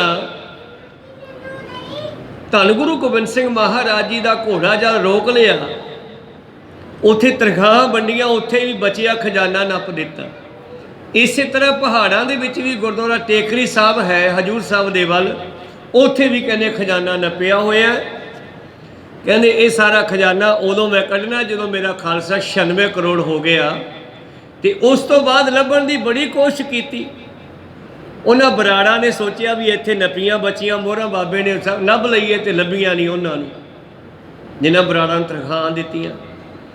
ਇਸ ਤਰ੍ਹਾਂ ਸਤਲੁਜ ਕਿਨਾਰੇ ਤੋਂ ਪਹਾੜੀਆਂ ਨੇ ਆ ਕੇ ਖਜ਼ਾਨਾ ਲੱਭਣ ਦੀ ਕੋਸ਼ਿਸ਼ ਕੀਤੀ, ਉਹਨਾਂ ਨੂੰ ਲੱਭਿਆ। ਤੇ ਟੇਕਰੀ ਸਾਹਿਬ ਵਾਲਾ ਵੀ ਕਿਸੇ ਨੂੰ ਨਹੀਂ ਲੱਭਿਆ ਹਾਲੇ ਤੱਕ। ਉਹ ਨਿਸ਼ਾਨੀ ਜੀ ਵੀ ਹੈ ਇੱਥੇ ਗੁਰੂ ਸਾਹਿਬ ਨੇ ਖਜ਼ਾਨਾ ਨੱਪਿਆ। ਕੁਝ ਸਮਾਂ ਆਵੇਗਾ। ਔਰ ਨਾਮ ਜਪਣ ਵਾਲੀਆਂ ਰੂਹਾਂ ਦੇ ਖਜ਼ਾਨੇ ਹੋਇਆ ਕਰਦੇ ਹੈ। ਜੇ ਪਿੱਛੇ ਜਾਈਏ ਬੈਕ ਦੇ ਭਗਤ ਨਾਮਦੇਵ ਜੀ ਦੀ ਗੱਲ ਕਰੀਏ ਤਾਂ ਇੱਕ ਦਿਨ ਰਾਜਾ ਬੜਾ ਖੁਸ਼ ਹੋਇਆ ਸਤਿਗੁਰਾਂ ਤੇ, ਭਗਤ ਨਾਮਦੇਵ ਜੀ ਤੇ ਉਹਨਾਂ ਨੂੰ ਇੱਕ ਸੋਨੇ ਦਾ ਪਲੰਘਾ ਦੇ ਦਿੱਤਾ। ਭਗਤ ਜੀ ਨੇ ਕਿਹਾ ਵੀ ਸਾਡੇ ਕਿਸੇ ਕੰਮ ਨਹੀਂ ਹੈ, ਰੱਖੋ ਆਪਦਾ। ਕਹਿੰਦੇ ਨਹੀਂ, ਲੈ ਜਾਓ, ਅਸੀਂ ਖੁਸ਼ੀ 'ਚ ਦਿੰਨੇ ਹਾਂ। ਚਲੋ ਮਜ਼ਦੂਰਾਂ ਨੂੰ ਚੁਕਾ ਕੇ ਨਾਲ ਭੇਜਤਾ। ਰਸਤੇ ਵਿੱਚ ਇੱਕ ਨਦੀ ਆਈ, ਭਗਤ ਜੀ ਕਹਿੰਦੇ ਇਹਦੇ ਵਿੱਚ ਰੱਖ ਦਿਓ। ਕਹਿੰਦੇ ਮਹਾਰਾਜ ਸੋਨੇ ਦਾ ਮੰਜਾ ਇਹ। ਕਹਿੰਦੇ ਕੋਈ ਗੱਲ ਨਹੀਂ, ਫਿਰ ਕੀ ਹੋ ਗਿਆ, ਇਹ ਸਾਡਾ ਖਜ਼ਾਨਾ ਸੀ, ਰੱਖ ਦਿਓ, ਮੈਂ ਆਪੇ ਲੈ ਜਾਓ ਲੋੜ ਪਈ। ਉਹਨਾਂ ਨੇ ਉਸ ਵੇਲੇ ਤਾਂ ਰੱਖਤਾ। ਤੇ ਘਰੇ ਜਾ ਕੇ ਰਾਜੇ ਨੂੰ ਕਹਿੰਦੇ ਰਾਜਾ ਸਾਹਿਬ ਤੁਹਾਡੀ ਦਿੱਤੀ ਚੀਜ਼ ਦੀ ਕਦਰ ਨਹੀਂ ਕੀਤੀ, ਭਗਤ ਨੇ ਨਦੀ ਵਿੱਚ ਸਿਧਾਤਾ ਮੰਜਾ। ਅੱਛਾ, ਸਦਿਆ ਭਗਤ ਜੀ ਨੂੰ। ਭਗਤ ਜੀ ਉਹ ਮੰਜਾ ਤਾਂ ਮੁੰਡੇ ਦਾ ਸੀਗਾ, ਆਪਣੇ ਬੱਚੇ ਦਾ ਸੀਗਾ, ਰਾਜਕੁਮਾਰ ਦਾ ਸੀ। ਉਹ ਕਹਿੰਦਾ ਮੇਰਾ ਮੰਜਾ ਵਾਪਸ ਕਰੋ।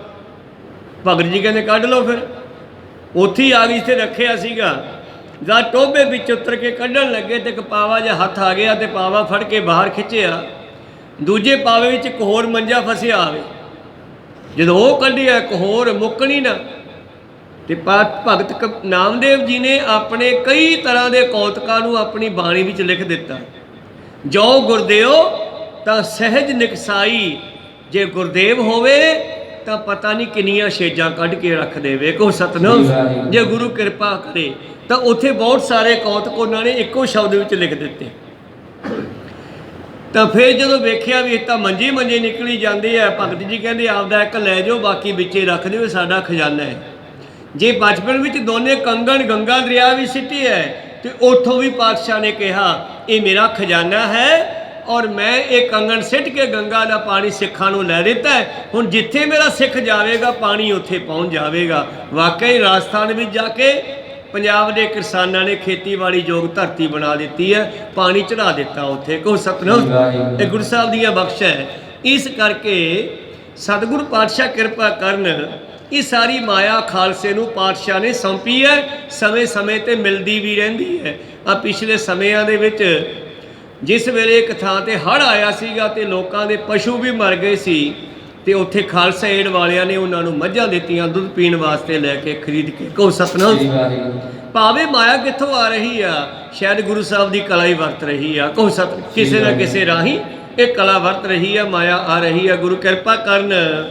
ਇੰਨਾ ਕਹਿ ਕੇ ਮੇਰੇ ਪ੍ਰੀਤਮ ਚੁੱਪ ਕਰ ਗਏ ਜੀ। ਰੱਖਿਓ ਸੁਭਾਏ ਖਾਲਸਾ ਗੁਰ ਕੋ, ਬੂਝਿਓ ਪੁਨ ਜੋ ਸੰਸੇ ਉਰ ਕੋ। ਤੇ ਪਾਤਸ਼ਾਹ ਨੇ ਸਾਰੇ ਪੰਥ ਉੱਤੇ ਇੱਕ ਨਜ਼ਰ ਮਾਰੀ ਹੈ ਔਰ ਦੇਖਣਾ ਕੀਤਾ ਕਿ ਸ਼ੰਕਾ ਦੂਰ ਹੋ ਗਿਆ। ਸ਼੍ਰੀ ਪ੍ਰਭ ਕਿਮ ਵਰਤੇ ਵਰਤਾਰਾ, ਕਿਮ ਭਾਣਾ ਹੋਵੇ ਕਰਤਾਰਾ। ਤਾਂ ਫਿਰ ਖਾਲਸੇ ਨੇ ਪੁੱਛਿਆ ਮਹਾਰਾਜ ਕੈਸਾ ਭਾਣਾ ਵਰਤੇਗਾ, ਕੀ ਕਰੇਗਾ ਕਰਤਾਰ। ਸਮੇ ਕਲੂ ਕੋ ਹੋਏ, ਬਦੇ ਰਾਜ ਰਿਪ ਕਹੀਏ ਸੋਏ। ਇਹ ਕਲਯੁਗ ਦੇ ਭਿਆਨਕ ਸਮੇਂ ਦੇ ਵਿੱਚ ਕੀ ਹੋਵੇਗਾ, ਕਿਹੜਾ ਰਾਜਾ ਰਾਜ ਕਰੇਗਾ।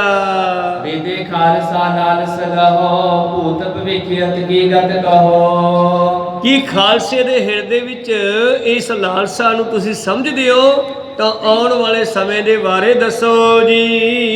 ਸੁਣ ਸਿੰਘਨ ਕੀ ਅਰਦਾਸ, ਸ਼੍ਰੀ ਕਲਗੀਧਰ ਕੀਨ ਪ੍ਰਕਾਸ਼।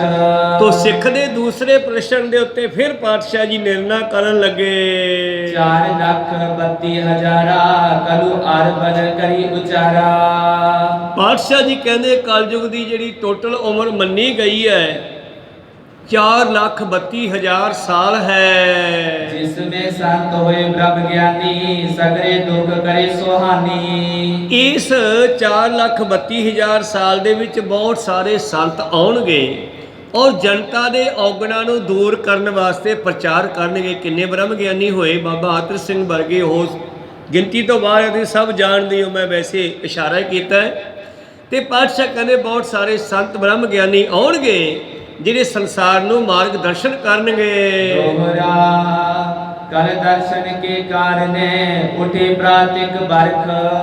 ਇੱਕ ਸਾਲ ਕਲਯੁਗ ਸ੍ਰੀ ਗੁਰੂ ਨਾਨਕ ਦੇਵ ਜੀ ਦੇ ਦਰਸ਼ਨ ਕਰਨ ਵਾਸਤੇ ਸਵੇਰੇ ਉੱਠ ਕੇ ਤੁਰ ਪਿਆ। नगर दूर हुए देखिए तब दर्शावे हरख। ਜਦੋਂ ਕਹਿੰਦੀ ਨਗਰੋਂ ਦੂਰ ਹੋ ਕੇ ਉਸਨੇ ਦੇਖਿਆ ਤੇ ਦਰਸ਼ਨ ਕਰਕੇ ਪ੍ਰਸੰਨ ਹੋਇਆ। नगन शिशन बातल बपू कर में भोजन खाए। ਤਾਂ ਗੁਰੂ ਪਿਆਰਿਓ ਇਸ ਕਲਯੁਗ ਨੇ ਉਸ ਵੇਲੇ ਕੈਸਾ ਰੂਪ ਧਾਰਿਆ ਸੀ। ਨਗਨ ਅਲਫ ਨਗਨ ਔਰ ਇੱਕ ਹੱਥ ਵਿੱਚ ਇਸਨੇ ਜੀਭ ਫੜੀ ਹੋਈ ਆ, ਕਰ ਮੈਂ ਭੋਜਨ ਖਾਏ। ਇਸ ਤਰ੍ਹਾਂ ਇਹ ਭੋਜਨ ਖਾਂਦਾ ਹੋਇਆ ਆਇਆ ਹੈ। नील वसन बोले हसै सहज सुपाई नहाए। ਤਾਂ ਨੀਲੇ ਕੱਪੜੇ ਪਾਏ ਹੋਏ ਸਨ ਉਸ ਵੇਲੇ ਤੇ ਹੱਸ ਕੇ ਬੋਲਦਾ ਹੋਇਆ ਪ੍ਰੇਮ ਨਾਲ ਕਹਿੰਦਾ, दर्शन ते पातक गए मिटी संग सब दे। ਕਹਿਣ ਲੱਗਿਆ ਮਹਾਰਾਜ ਤੁਹਾਡੇ ਦਰਸ਼ਨ ਕਰਕੇ ਮੇਰੇ ਪਾਪ ਮਿਟ ਗਏ ਹਨ। जो बोले सो बाकुट चित्रत पूरन ले है। ਉਸ ਵੇਲੇ ਸਤਿਗੁਰਾਂ ਨੇ ਉੱਠ ਕੇ ਇਸ ਨੂੰ ਕੁਝ ਬਚਨ ਕੀਤੇ ਹਨ। दोहरा जब पांडव हट गयो समाजा मागध 1000 क्या राजा। ਔਰ ਉਸ ਤੋਂ ਬਾਅਦ ਕਹਿੰਦੇ ਫਿਰ ਅੱਗੇ ਜਿਹੜਾ ਰਾਜ ਹੋਵੇਗਾ ਪਾਂਡਵਾਂ ਦਾ। ਜਦੋਂ ਪਾਂਡਵਾਂ ਦਾ ਰਾਜ ਖਤਮ ਹੋ ਗਿਆ, ਮਗਧ 1000 ਰਾਜਾ ਹੋਵੇਗਾ। इन पश्चात नंद के राजे 1500 सो भोग्यो समाजे। 1500 ਸਾਲ ਜਿਹੜਾ ਹੈ ਨੰਦ ਦੇ ਰਾਜੇ ਜਿਹੜੇ ਹਨ ਉਹ ਰਾਜ ਕਰਨਗੇ। परशुराम सम से जग होए शूद्र छाप कीनी सब कोए। ਫਿਰ ਪਰਸ਼ੁਰਾਮ ਵਾਂਗ ਸਾਰਾ ਜਗ ਜਿਹੜਾ ਹੈ ਸ਼ੂਦਰਾਂ ਵਾਂਗ ਸਾਰਿਆਂ ਦੇ ਜਿਹੜੇ ਹੈ ਮੁੰਡਨ ਕਰ ਦਿੱਤੇ ਜਾਣਗੇ। जग में दिज्यादक जे पाहे सिर मुख सब मुंडाई सो दए। ਸੰਸਾਰ ਦੇ ਵਿੱਚ ਲੋਕ ਕੇਸ ਕਟਾਉਣੇ ਸ਼ੁਰੂ ਕਰ ਦੇਣਗੇ। ਪਾਂਡਵਾਂ ਵੇਲੇ ਸਭ ਦੇ ਕੇਸ ਸਨ, ਕੋਈ ਘੋਣ ਮੋੜ ਨਹੀਂ ਸੀ। ਪਰਸ਼ੁਰਾਮ ਤੋਂ ਬਾਅਦ ਇਸ ਨੇ ਬਹੁਤ ਸਾਰੇ ਛਤਰੀਆਂ ਨੂੰ ਮਾਰਨਾ ਕੀਤਾ ਤੇ ਫਿਰ ਲੋਕਾਂ ਨੇ ਲੁਕਣ ਵਾਸਤੇ ਕੇਸ ਕਟਾਉਣੇ ਸ਼ੁਰੂ ਕੀਤੇ। ਬ੍ਰਾਹਮਣਾਂ ਨੇ ਵੀ ਕੇਸ ਕਟਾਤੇ, ਸਾਰਿਆਂ ਦੇ ਕੱਟ ਦਿੱਤੇ ਗਏ। केश दूर सब एक सम करे लोक अधिक व्यापो संसरे। ਇਸ ਤਰ੍ਹਾਂ ਲੋਕ ਕੇਸ ਕਟਾ ਦੇਣਗੇ। ਅੱਜ ਹੁਣ ਆਹ ਗੱਲ ਇੱਥੇ ਕਲੀਅਰ ਹੋ ਗਈ ਹੈ ਨਾ ਬਈ ਜਿਨ੍ਹਾਂ ਦੇ ਬੋਦੀਆਂ ਰੱਖੀਆਂ ਹੋਈਆਂ ਉਹਨਾਂ ਦਾ ਕੋਈ ਪਤਾ ਨਹੀਂ ਲੱਗਦਾ ਸਿੱਖਾਂ ਦੇ ਮੁੰਡੇ ਆ ਕਿ ਬਾਣੀਆਂ ਦੇ ਆ ਕਿ ਮੁਸਲਮਾਨਾਂ ਦੇ ਆ ਕਿ ਈਸਾਈਆਂ ਦੇ ਆ। ਕੋਈ ਸਤਨਾਮ। ਬਾਬਾ ਜੀ ਕਹਿੰਦੇ ਸਾਰੇ ਰੰਗ ਬਰੰਗੇ ਇੱਕੋ ਜਿਹੇ ਹੋ ਜਾਣਗੇ। ਸ਼ੂਦਰਾਂ ਦੇ ਵੀ ਕੇਸ ਕੱਟੇ ਹੋਏ ਆ, ਬ੍ਰਾਹਮਣਾਂ ਦੇ ਵੀ ਕੱਟੇ ਹੋਏ ਆ, ਬਾਣੀਆਂ ਦੇ ਵੀ ਕੱਟੇ ਹੋਏ ਆ, ਜ਼ਿਮੀਂਦਾਰਾਂ ਦੇ ਮੁੰਡਿਆਂ ਨੇ ਵੀ ਕੱਟ ਲਏ। ਇਸ ਕਰਕੇ ਕਹਿੰਦੇ ਜਦੋਂ ਇਹਨਾਂ ਸਾਰਿਆਂ ਦੇ ਕੇਸ ਕੱਟੇ ਗਏ ਇਹਨਾਂ ਵਿੱਚ ਬਹੁਤ ਸਾਰੇ ਦੋਸ਼ ਵੀ ਆ ਜਾਣਗੇ। ਹੈਰਾਨੀ ਦੀ ਗੱਲ ਹੈ ਕਿ ਜਦੋਂ ਕੋਈ 10ਵੀਂ ਪਾਸ ਕਰਕੇ ਕੇਸਾਧਾਰੀ ਬੱਚਾ ਅੱਗੇ ਪੜ੍ਹਨ ਵਾਸਤੇ ਕਾਲਜ ਵਿੱਚ ਵੜਦਾ ਹੈ, ਮੈਂ ਸਾਰਿਆਂ ਦੀ ਗੱਲ ਨਹੀਂ ਕਰਦਾ ਪਰ 100 ਚੋਂ 90% ਦੀ ਗੱਲ ਮੈਂ ਜ਼ਰੂਰ ਕਰਦਾ ਕਿ ਜਦੋਂ ਕੁਝ ਦੇ ਕਾਲਜ ਵਿੱਚ ਲਾਉਂਦਾ ਨਾ ਫਿਰ ਉੱਥੋਂ ਦੀ ਮਾੜੀ ਸੰਗਤ ਦਾ ਅਸਰ ਉਸ 'ਤੇ ਹੁੰਦਾ ਹੈ। ਫਿਰ ਉਹਨਾਂ ਵਰਗੇ ਮਾੜੇ ਕੰਮ ਕਰਨ ਵਾਸਤੇ ਪਹਿਲਾਂ ਆਪਣੇ ਕੇਸ ਨੂੰ ਕਟਾਉਂਦਾ ਹੈ। ਕੋਈ ਸਤਨਾਮ ਉਹ ਕੋਨਾ ਮੋਨਾ ਹੋਣਾ ਨਾ ਉਹਨਾਂ ਦੇ ਵਰਗਾ ਬਣਨਾ। ਬਿਰਲਿਆਂ ਤੇ ਕਿਰਪਾ ਹੁੰਦੀ ਹੈ, ਬਚ ਜਾਂਦੇ ਨੇ ਉਹਨਾਂ ਦੀ ਮਾੜੀ ਸੰਗਤ ਤੋਂ। ਪਰ ਜਿਨ੍ਹਾਂ ਨੂੰ ਉਹਨਾਂ ਕਾਲਜਾਂ ਦੇ ਵਿੱਚ ਜਾ ਕੇ ਮਾੜੀ ਸੰਗਤ ਮਿਲ ਜਾਂਦੀ ਆ ਉਹ ਗਾਹੇ ਅਵਗਾਹੇ ਕਦੇ ਨਾ ਕਦੇ ਆਪਣੇ ਕੇਸਾਂ ਨੂੰ ਕਟਾ ਕੇ ਰਲਗੱਡ ਹੋ ਜਾਂਦੀ ਆ। ਫਿਰ ਜੋ ਮਰਜ਼ੀ ਕਰਨ, ਕਿਉਂਕਿ ਪਾਤਸ਼ਾਹ ਕਹਿੰਦੇ ਹਨ ਜਦੋਂ ਕੇਸ ਕੱਟੇ ਗਏ ਫਿਰ ਬੰਦੇ ਵਿੱਚ ਦੋਖ ਅਣਕ ਵਿਆਪੇ ਉਹ ਸੰਸਰੇ। ਫਿਰ ਉਹਨਾਂ ਵਿੱਚ ਬਹੁਤ ਸਾਰੇ ਔਗਣ ਆ ਜਾਂਦੇ ਹਨ।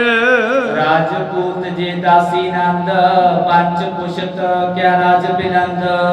ਇਸ ਤਰ੍ਹਾਂ ਦਾਸੀ ਪੁੱਤਰਾਂ ਨੇ ਰਾਜਪੂਤਾਂ ਨੇ 5 ਪੁਸ਼ਤਾਂ ਤੱਕ ਰਾਜ ਕਰਨਾ ਹੈ ਜੀ। ਸੂਰਜ ਮੌਰਜ ਤੂਰਜ ਹੋਏ ਬੌਰ ਪਠਾਨ ਰਾਜ ਲੈ ਸੋਏ। ਸੂਰਜ ਵੰਸ਼ੀ ਮੌਰੀਆ ਵੰਸ਼ੀ ਇਹ ਖਾਨਦਾਨ ਜਿਹੜੇ ਹਨ ਚੰਦਰਗੁਪਤ ਤੇ ਫਿਰ ਖਾਨਦਾਨ ਤੁਰਕਾਂ ਦੇ ਪਠਾਨ ਜਿਹੜੇ ਹਨ, भोगद भई तिन ती पश्चाती परजा पई सब औरे जाति। ਔਰ ਉਸ ਤੋਂ ਬਾਅਦ ਤੁਰਕਾਂ ਦਾ ਰਾਜ ਵੀ ਆਉਣਾ ਹੈ ਤੇ ਜਨਤਾ ਜਿਹੜੀ ਹੈ ਹੋਰ ਦੀ ਹੋਰ ਹੀ ਬਣ ਜਾਵੇਗੀ। पुन रौरा कीतक दिन पर सैन का बनीति सब डरै। ਫਿਰ ਰੌਲਾ ਪੈ ਜਾਵੇਗਾ, ਜਨਤਾ ਦੀ ਕੋਈ ਰਾਜਾ ਸੁਣੇਗਾ ਨਹੀਂ। ਕਾਬਲ ਦੇ ਰਾਜਿਆਂ ਦਾ ਡਰ ਲੋਕਾਂ ਦੇ ਉੱਤੇ ਪੈ ਜਾਵੇਗਾ। ਜਿਸ ਤਰ੍ਹਾਂ ਗੁਰੂ ਪਿਆਰੋ ਅਹਿਮਦ ਸ਼ਾਹ ਅਬਦਾਲੀ ਵਰਗੇ ਰਾਜੇ ਆਉਂਦੇ ਰਹੇ ਨੇ ਪਿੱਛੇ। ਇਹ ਗੱਲਾਂ ਪੁੱਛੀਆਂ ਸਿੱਖਾਂ ਨੇ, ਦਸੀਆਂ ਗੁਰੂ ਗੋਬਿੰਦ ਸਿੰਘ ਜੀ ਨੇ, ਹੋਈਆਂ ਆਪਾਂ ਦੇਖੀਆਂ। ਕਹੋ ਸਤਨਾਮ। ਜਾਂ ਇਤਿਹਾਸਾਂ ਵਿੱਚੋਂ ਆਪਾਂ ਪੜ੍ਹੀਆਂ ਤੇ ਸੁਣ ਲਈਆਂ ਹਨ। ਤਾਂ ਕਹਿੰਦੇ ਕਾਬਲੀ ਰਾਜਿਆਂ ਦਾ ਬੜਾ ਡਰ ਹੋਵੇਗਾ ਲੋਕਾਂ ਨੂੰ, ਜਿਵੇਂ ਬਾਬਰ ਦਾ ਚੜ੍ਹ ਕੇ ਆਉਣਾ, ਅਹਿਮਦ ਸ਼ਾਹ ਅਬਦਾਲੀ ਦਾ ਚੜ੍ਹ ਕੇ ਆਉਣਾ। ਲੋਕਾਂ ਵਿੱਚ ਇੱਕ ਧਾਰਨਾ ਬਣ ਗਈ ਸੀ ਕਿ ਜਦੋਂ ਅਹਿਮਦ ਸ਼ਾਹ ਚੜ੍ਹ ਕੇ ਆਵੇਗਾ ਉਹ ਸਭ ਕੁਝ ਲੁੱਟ ਕੇ ਲੈ ਜਾਵੇਗਾ। ਕਿਉਂ ਨਾ ਜਿਹੜਾ ਕੁਝ ਕੋਲੇ ਆ ਉਹ ਖਾ ਪੀ ਲਓ, ਹੰਢਾ ਲਓ। ਕੋ ਸਤਨਾਮ। ਖਾਧਾ ਪੀਤਾ ਲਾਹੇ ਦਾ, ਬਾਕੀ ਅਹਿਮਦ ਸ਼ਾਹੇ ਦਾ। ਕਹਿੰਦੇ ਫਿਰ ਕਾਬਲ ਵਾਲੇ ਰਾਜਿਆਂ ਦਾ ਬੜਾ ਖਤਰਾ ਹੋਵੇਗਾ। दक्षिण के दलों बड़े काने लूट कूट जग को दुख बने। ਦੱਖਣ ਵਾਲੇ ਰਾਜੇ ਵੀ ਦਲਾਂ ਦੇ ਦਲ ਉੱਡ ਕੇ ਆਉਣਗੇ ਤੇ ਭਾਰਤ ਨੂੰ ਲੁੱਟ ਕੇ ਲੈ ਜਿਆ ਕਰਨਗੇ। कबीर सिंह गरजे बड़ भारी परे जंग संग सैन कंधारी। ਔਰ ਫਿਰ ਇਹਨਾਂ ਨੂੰ ਰੋਕਣ ਵਾਸਤੇ ਖਾਲਸਾ ਜਾਗੂਗਾ। ਵਾਕਈ ਅਹਿਮਦ ਸ਼ਾਹ ਅਬਦਾਲੀ ਦਾ ਨੱਕ ਜਿਹਾ ਮੋੜਿਆ ਤੇ ਖਾਲਸੇ ਨੇ ਮੋੜਿਆ ਜਿਹੜਾ ਜੰਗਲਾਂ ਵਿੱਚ ਰਹਿੰਦਾ ਸੀ। ਕਹੋ ਸਤਨਾਮ। ਤੇ ਜਿਸ ਵੇਲੇ ਇੱਕ ਦਿਨ ਪੁੱਛਦਾ ਹੈ ਆਪਣੇ ਸੂਹੀਏ ਨੂੰ, ਵੀ ਇਹ ਕੌਣ ਹੈ? ਮੈਂ 17 ਵਾਰੀ ਹਿੰਦੁਸਤਾਨ ਨੂੰ ਲੁੱਟਿਆ, 17 ਵਾਰੀ ਭਾਰਤ ਲੁੱਟਿਆ, ਇਦੋਂ ਪਹਿਲਾਂ ਕਿਸੇ ਨੇ ਮੇਰਾ ਰਾਹ ਨਹੀਂ ਰੋਕਿਆ। ਇਹ ਕੌਣ ਹੈ ਜਿਨ੍ਹਾਂ ਨੇ ਸਾਨੂੰ ਰਾਤ ਨੂੰ ਲੁੱਟਿਆ? ਫਿਰ ਉਹਦੇ ਸੂਹੀਆਂ ਨੇ ਦੱਸਿਆ ਬਈ ਇਹ ਗੁਰੂ ਕੇ ਸੀਖ ਕਹਾਤੇ ਹੈ। ਕਹੋ ਆਪਣੀ ਬੋਲੀ ਵਿੱਚ ਕਹਿੰਦੇ ਆ, ਇਹਨਾਂ ਨੂੰ ਗੁਰੂ ਕੇ ਸੀਖ ਕਹਿੰਦੇ ਆ। ਇਹਨਾਂ ਦਾ ਘਰ ਘਾਟ ਕਿੱਥੇ ਹੈ? ਕਹਿੰਦੇ ਘਰ ਘਾਟ ਕੋਈ ਨਹੀਂ, ਘੋੜਿਆਂ ਦੀਆਂ ਕਾਠੀਆਂ ਤੇ ਰਹਿੰਦੇ ਆ। ਕਹੋ ਸਤਨਾਮ। ਜੰਗਲਾਂ ਵਿੱਚ ਹੀ ਰਹਿੰਦੇ ਹਨ। ਤੇ ਅਹਿਮਦ ਸ਼ਾਹ ਅਬਦਾਲੀ ਦੇ ਮੁਖੋਂ ਨਿਕਲ ਗਿਆ ਬਈ ਇਸ ਤਰ੍ਹਾਂ ਦੇ ਲੋਕ ਇੱਕ ਦਿਨ ਰਾਜ ਕਰਨਗੇ। ਇਹ ਕਿਤੇ ਉਹੀ ਤਾਂ ਨਹੀਂ ਜਿਹੜੇ ਗੁਰੂ ਗੋਬਿੰਦ ਸਿੰਘ ਜੀ ਦੇ ਸਿੱਖ ਹਨ। ਕਹੋ ਸਤਨਾਮ। ਸੂਈਆ ਕਹਿੰਦਾ ਉਹੀ ਹੈ ਇਹ ਜਦੋਂ ਹਰਮੰਦਰ ਸਾਹਿਬ ਦੇ ਸਰੋਵਰ ਦੇ ਵਿੱਚ ਇਸ਼ਨਾਨ ਕਰੇ ਆਉਂਦੇ ਆ ਫਿਰ ਤਰੋ ਤਾਜ਼ਾ ਤੇ ਤਕੜੇ ਹੋ ਜਾਂਦੇ ਆ। ਪਤਾ ਨਹੀਂ ਉੱਥੋਂ ਕੀ ਪਾਵਰ ਮਿਲਦੀ ਹੈ। ਉਹ ਦੁਸ਼ਟ ਨੇ ਫਿਰ ਹਰਮੰਦਰ ਸਾਹਿਬ ਦੇ ਸਰੋਵਰ ਵਿੱਚ ਮਿੱਟੀ ਪਵਾ ਦਿੱਤੀ। ਕਹੋ ਸਤਨਾਮ। ਫਿਰ ਆਪਣੇ ਜਰਨੈਲਾਂ ਨੇ ਜਿਨ੍ਹਾਂ ਨੇ ਮਿੱਟੀ ਪਾਈ ਸੀ, ਆਪਣੇ ਜਰਨੈਲਾਂ ਨੇ ਉਹਨਾਂ ਨੂੰ ਫੜ ਕੇ ਲਿਆਂਦਾ ਘੇਰ ਕੇ ਤੇ ਉਹਨਾਂ ਤੋਂ ਮਿੱਟੀ ਕਢਾਈ ਵਿੱਚੋਂ ਹਰਮੰਦਰ ਸਾਹਿਬ ਦੇ ਸਰੋਵਰ ਚੋਂ। ਕਹੋ ਸਤਨਾਮ। ਇਸ ਕਰਕੇ ਭਾਈ ਸਾਹਿਬ ਜੀ ਕਹਿ ਰਹੇ ਹਨ ਕਿ ਸਤਿਗੁਰੂ ਪਾਤਸ਼ਾਹ ਦੱਸ ਰਹੇ ਸੀ ਫਿਰ ਖਾਲਸਾ ਜਾਗੂਗਾ ਤੇ ਐਸੇ ਦੁਸ਼ਟਾਂ ਦਾ ਨੱਕ ਮੋੜੇਗਾ। पूर्व बिखी मौन बद जावे नरकर सबकी सफा उठावे। ਇਸ ਤਰ੍ਹਾਂ ਚੜ੍ਹਦੇ ਵਾਲੇ ਪਾਸੇ ਫਿਰ ਸ਼ਾਂਤੀ ਹੋ ਜਾਵੇਗੀ, ਚੁੱਪ ਚਾਂਦ ਹੋ ਜਾਵੇਗੀ। ਖਾਲਸਾ ਜੰਗਾਂ ਕਰਕੇ ਸਾਰਿਆਂ ਦੀਆਂ ਸਫਾ ਭਲੇਟ ਦੇਵੇਗਾ। ਭਾਵ ਇਹਨਾਂ ਦੇ ਰਾਜ ਪਾਕ ਖਤਮ ਹੋ ਜਾਣਗੇ। इते सिंह तो होए फिरंगी दल दोनों के है बड़ जंगी। ਫੇਰ ਕਹਿੰਦੇ ਕੌਣ ਆਵੇਗਾ? ਫਰੰਗੀ ਭਾਵ ਅੰਗਰੇਜ਼। ਇੱਕ ਪਾਸੇ ਖਾਲਸਾ ਰਾਜ ਹੋਵੇਗਾ, ਇੱਕ ਪਾਸੇ ਅੰਗਰੇਜ਼ਾਂ ਦਾ ਰਾਜ ਹੋਵੇਗਾ। ਇਹ ਵੀ ਰਣਜੀਤ ਸਿੰਘ ਜੀ ਦੇ ਸਮੇਂ ਬਰਾਬਰ ਰਾਜ ਰਿਹਾ। तक सम्मत मोह बितावे मिलकर मसलत राज कमावे। ਔਰ ਕੁਝ ਸਾਲ ਏਦਾਂ ਲੰਘ ਜਾਣਗੇ, ਰਲ ਮਿਲ ਕੇ ਰਾਜ ਕਰ ਲੈਣਗੇ। बड़े खालसा ने बड़ राजा सब विद ते अधिकारी समाजा। ਹੌਲੀ ਹੌਲੀ ਖਾਲਸਾ ਪੰਥ ਵੱਧਦਾ ਜਾਵੇਗਾ ਤੇ ਇਹ ਰਾਜ ਲਵੇਗਾ ਆਪਣੇ ਹੱਥ ਵਿੱਚ। जित गित सिंह नाम गुर जपै चाहे उतपे किसहु थपै। ਔਰ ਜਿੱਥੇ ਸਿੱਖ ਨਾਮ ਜਪਣ ਵਾਲੇ ਹੋਣਗੇ ਉਹ ਜਿਹਨੂੰ ਮਰਜ਼ੀ ਥਾਪ ਦੇਣ, ਜਿਹਨੂੰ ਮਰਜ਼ੀ ਖਤਮ ਕਰ ਦੇਣ, ਇੰਨੀ ਤਾਕਤ ਮੈਂ ਉਹਨਾਂ ਨੂੰ ਦੇਵਾਂਗਾ। ਪਰ ਸ਼ਰਤ ਹੈ ਨਾਮ ਜਪਣ ਦੀ। ਤਾਂ ਤੇ ਸਿੱਖਾਂ ਨੂੰ ਨਾਮ ਜਪਣਾ ਚਾਹੀਏ। ਸਾਡੇ ਵਿੱਚੋਂ ਨਾਮ ਜਪਣ ਦੀ ਹੀ ਘਾਟ ਪੈਂਦੀ ਜਾ ਰਹੀ ਆ। ਕੋ ਸਤਨਾਮ। ਇੱਥੋਂ ਹੀ ਸਾਨੂੰ ਪਾਵਰ ਮਿਲਣੀ ਹੈ। ਕਹਿੰਦੇ ਜਿਹੜੇ ਸਿੰਘ ਨਾਮ ਜਪਣਗੇ ਉਹ ਜਿਹਨੂੰ ਮਰਜ਼ੀ ਰਾਜ ਦੇ ਦੇਣ, ਜਿਹਨੂੰ ਮਰਜ਼ੀ ਲਾ ਦੇਣ। दोहरा घर कर उजरे घर कर वसै घर कर रोवे नार। ਐਸਾ ਵੀ ਸਮਾਂ ਆਵੇਗਾ ਘਰ ਉਜੜਨਗੇ ਵੀ, ਵਸਣਗੇ ਵੀ, ਇਸਤਰੀਆਂ ਰੋਣਗੀਆਂ। ਘਰ ਘਰ ਪੂਜਾ, ਘਰ ਘਮੰਡ, ਘਰ ਘਰ ਹੋਏ ਮਰਸਾਰ। ਔਰ ਘਰ ਘਰ ਪੂਜਾ ਹੋਵੇਗੀ, ਘਰ ਘਰ ਹੰਕਾਰ ਵੀ ਹੋਵੇਗਾ, ਘਮੰਡ ਹੋਵੇਗਾ, ਯੁੱਧ ਹੋਵੇਗਾ, ਘਰ ਘਰ ਵਿੱਚ ਮਸਾਨ ਵੀ ਬਣਨਗੇ। ਰਹਿਮ ਕਾਲ ਲੋ ਰਾਜ ਕਮਾਵੈ, ਪਾਛੇ ਪੁਨ ਮਲੇਸ਼ ਵਧ ਜਾਵੈ। ਲੰਬਾ ਸਮਾਂ ਇਸ ਤਰ੍ਹਾਂ ਰਾਜ ਚੱਲੇਗਾ, ਫਿਰ ਮਲੇਸ਼ਾ ਦਾ ਰਾਜ ਆਵੇਗਾ। ਕਲਯੁਗ ਘੋਰ ਹੋਏ ਜਿਸ ਕਾਲ, ਨਹਿ ਕਲੰਕ ਤਬ ਤੇਜ ਵਿਸਾਲ। ਜਦੋਂ ਕਲਯੁਗ ਭਿਆਨਕ ਰੂਪ ਧਾਰ ਗਿਆ, ਭਿਆਨਕ ਰੂਪ ਨਿੱਕੀਆਂ ਨਿੱਕੀਆਂ ਬੱਚੀਆਂ ਦੇ ਬਲਾਤਕਾਰ ਹੋਣੇ, ਕੋ ਸਤਨਾਮ ਸਿੰਘ, ਜਿਨ੍ਹਾਂ ਤੋਂ ਅਸੀਂ ਰਕਸ਼ਾ ਸਮਝਦੇ ਹਾਂ, ਜਦੋਂ ਉਹ ਰਾਖੇ ਹੀ ਪਹਿਰੇਦਾਰ ਹੀ ਘਰਾਂ ਦੇ ਵਿੱਚ ਸੰਨ ਲਾਉਣ ਲੱਗ ਪਏ, ਕੋ ਸਤਨਾਮ ਸਿੰਘ। ਕਲਯੁਗ ਦਾ ਹਜੇ ਭਿਆਨਕ ਰੂਪ ਆਉਣ ਵਾਲਾ ਹੈ। ਪਾਤਸ਼ਾਹ ਉਹ ਸਮੇਂ ਦੀ ਗੱਲ ਕਰ ਰਹੇ ਨੇ ਇੱਥੇ ਹੁਣ, ਕਹਿੰਦੇ ਜਦੋਂ ਕਲਯੁਗ ਭਿਆਨਕ ਰੂਪ ਧਾਰ ਜਾਵੇਗਾ, ਇੱਥੋਂ ਤੱਕ ਵੀ ਪੁਰਾਣੇ ਲੋਕਾਂ ਤੋਂ ਸੁਣਿਆ ਕਿ 12 ਸਾਲ ਦੀ ਬੱਚੀ ਜਿਹੜੀ ਉਹ ਨਾਨੀ ਬਣ ਜਾਵੇਗੀ, ਕੋ ਸਤਨਾਮ ਸਿੰਘ। ਇਹ ਤਾਂ ਹਜੇ ਸਮਾਂ ਅੱਗੇ ਜਾ ਕੇ ਆਉਣਾ ਹੈ, ਹਜੇ ਤਾਂ ਉਹ ਆਇਆ ਨਹੀਂਗਾ, ਪਰ ਲੱਛਣ ਦਿਸਦੇ ਸ਼ੁਰੂ ਹੋ ਗਏ ਹਨ। ਕਿਉਂਕਿ ਲੋਕਾਂ ਦਾ ਨਾ ਤਾਂ ਧਾਰਮਿਕ ਗ੍ਰੰਥਾਂ ਨਾਲ ਪਿਆਰ ਰਿਹਾ, ਨਾ ਧਰਮ ਨਾਲ ਰਿਹਾ, ਨਾ ਕੋਈ ਧਾਰਮਿਕ ਕਿਤਾਬਾਂ ਦੇ ਨਾਲ ਪਿਆਰ ਰਿਹਾ। ਬਸ ਇੱਕ ਸਿੱਖਾਂ ਲੋਕਾਂ ਦੇ ਹੱਥ ਮੋਬਾਈਲ ਆ ਗਏ ਹੈ, ਇਸ ਮੋਬਾਈਲ ਤੇ ਹੀ ਸਭ ਕੁਝ ਕੱਢ ਲਿਆ ਹੈ। ਗੁਰੂ ਗ੍ਰੰਥ ਸਾਹਿਬ ਜੀ ਮਹਾਰਾਜ ਜੀ ਦੇ ਨਾਲ ਜਾਂ ਧਾਰਮਿਕ ਗ੍ਰੰਥਾਂ ਨਾਲ ਵੀ ਪਿਆਰ ਘਟਦਾ ਜਾ ਰਿਹਾ ਹੈ, ਬਾਣੀ ਪੜ੍ਹਨ ਦੇ ਨਾਲ ਪਿਆਰ ਘਟਦਾ ਜਾ ਰਿਹਾ ਹੈ। ਇਸ ਕਰਕੇ ਪਾਤਸ਼ਾਹ ਜੀ ਕਹਿੰਦੇ ਫਿਰ ਮਲੇਸ਼ਾ ਦਾ ਰਾਜ ਹੋਵੇਗਾ, ਕਲਯੁਗ ਘੋਰ ਰੂਪ ਧਾਰਨ ਕਰ ਲਵੇਗਾ, ਫਿਰ ਨੇਹ ਕਲੰਕ ਤਬ ਤੇਜ ਵਿਸਾਲਾ, ਫਿਰ ਉਹ ਪਰਮੇਸ਼ਰ ਜਿਸ ਨੂੰ ਕੋਈ ਕਲੰਕ ਨਹੀਂ ਹੈ, ਆਪਣਾ ਪ੍ਰਤਾਪ ਲੈ ਕੇ ਇਸ ਪ੍ਰਕਾਰ ਗੁਰ ਸਕਲ ਸੁਨਾਇਓ, ਸੁਣ ਸਿੰਘਨ ਸਭ ਸੀਸ ਨਿਭਾਇਓ। ਉਹ ਨਿਰੈ ਕਲੰਕ ਫਿਰ ਆਵੇਗਾ ਪ੍ਰਤਾਪ ਧਾਰ ਕੇ। ਇਹ ਸੁਣ ਕਰਕੇ ਸਿੰਘਾਂ ਨੇ ਨਮਸਕਾਰ ਕੀਤੇ ਹੈ। ਕਹਿ ਗੁਰ ਬਖਸ਼ ਸਿੰਘ ਸ਼ੁਭ ਕਥਾ, ਸਿੱਖ ਸਰੋਤਾ ਪ੍ਰੇਮੀ ਸੁਨ ਤਥਾ। ਸੋ ਸਰੋਤੇ ਜਣੋ ਇਹ ਸਾਰੀ ਕਥਾ ਭਾਈ ਗੁਰਬਖਸ਼ ਸਿੰਘ ਨੇ ਗੁਰੂ ਸਾਹਿਬ ਤੋਂ ਸੁਣੀ ਸੀ, ਔਰ ਉਸ ਤੋਂ ਬਾਅਦ ਜਦੋਂ ਇਹ ਕਥਾ ਲਿਖਣੀ ਸ਼ੁਰੂ ਹੋਈ ਤੇ ਕਹਿੰਦੇ ਗੁਰਬਖਸ਼ ਸਿੰਘ ਨੇ ਸਰੋਤਿਆਂ ਨੂੰ ਸੁਣਾਉਣੇ ਕੀਤੇ ਜੀ। ਦੋਹਰਾ ਰਾਮਦਾਸ ਕੁਲ ਰਾਮ ਕੁਆਇਰ, ਪੁਰ ਉਕਤੀ ਕਹਿ ਚੁੱਪ। ਇਸ ਤਰ੍ਹਾਂ ਰਾਮਦਾਸ ਦੇ ਪੁੱਤਰ, ਰਾਮਦਾਸ ਕੁਲ ਦੇ ਪੁੱਤਰ ਰਾਮ ਕੋਇਰ ਜੀ, ਰਾਮਦਾਸ ਕੁਲ ਦੇ ਕਿਹਦੇ ਬਾਬੇ ਬੁੱਢੇ ਕੀ ਬੰਸ ਨੇ। ਰਾਮਦਾਸ ਜੇ ਰਾਮਦਾਸ ਕਹਿ ਲਈਏ ਤੇ ਚੌਥੇ ਪਾਤਸ਼ਾਹ ਦੀ ਗੱਲ ਚਲੀ ਜਾਂਦੀ ਹੈ। ਰਾਮਦਾਸ ਕੁਲ ਦੇ ਪੁੱਤਰ ਰਾਮ ਕੋਇਰ ਜੀ ਇਹ ਗੱਲ ਕਰਕੇ ਚੁੱਪ ਕਰ ਗਏ ਜੀ। ਕਹਤੇ ਲਗੇ ਸਮਾਦ ਪਦ, ਲੈ ਗੁਪਤ ਰਸ ਗੋਪ। ਇੰਨੀ ਗੱਲ ਕਹਿ ਕੇ ਉਹਨਾਂ ਦਾ ਧਿਆਨ ਜੁੜ ਗਿਆ ਤੇ ਚੁੱਪ ਕਰ ਗਏ ਜੀ। ਕਲ ਵਰਤਾਰਾ ਪੜ ਸੁਨੇ, ਕਲਯੁਗ ਤਾਕਾ ਦਾਸ।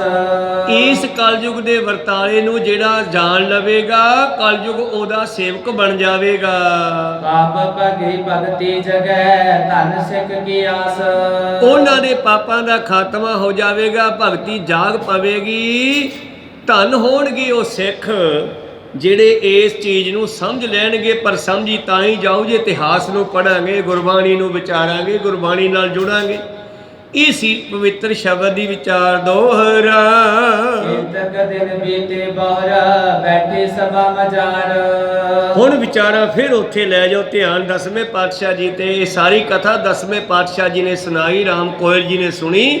ਸਿੱਖਾਂ ਨੇ ਬੇਨਤੀ ਕਰਤੇ ਜਦੋਂ ਇਤਿਹਾਸ ਲਿਖਿਆ ਦੂਜੇ ਪਾਤਸ਼ਾਹ 10ਵੇਂ ਪਾਤਸ਼ਾਹ ਤੱਕ ਦਾ, ਉਦੋਂ ਇਤਿਹਾਸ ਰਾਮ ਕੋਇਰ ਭਾਈ ਗੁਰਬਖਸ਼ ਸਿੰਘ ਜੀ ਨੇ ਸੁਣਾਉਣਾ ਕੀਤਾ ਹੈ। ਕਈ ਦਿਨ ਇਹ ਸਭਾ ਲੱਗਦੀ ਰਹੀ। ਕਰੇ ਰਬਾਬੀ ਕੀਰਤਨ, ਸੁੰਦਰ ਸ਼ਬਦ ਉਚਾਰ।